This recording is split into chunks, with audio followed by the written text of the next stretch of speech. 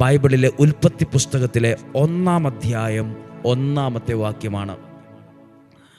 ആദിയിൽ ദൈവം ആകാശവും ഭൂമിയും സൃഷ്ടിച്ചു.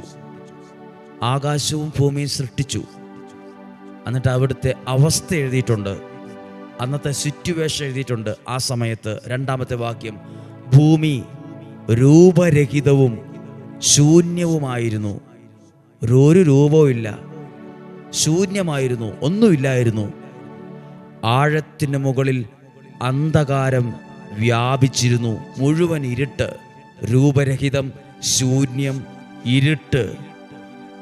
ആ ഒരു അവസ്ഥയായിരുന്നു അന്നുണ്ടായിരുന്നത്. പക്ഷെ ആ അവസ്ഥയ്ക്ക് മാറ്റം വന്നത് എപ്പോഴാണ്? അടുത്ത വാക്യം എഴുതിയിട്ടുണ്ട്, ദൈവത്തിൻ്റെ ചൈതന്യം വെള്ളത്തിൻ്റെ മുകളിൽ മീതെ ചലിച്ചുകൊണ്ടിരുന്നു.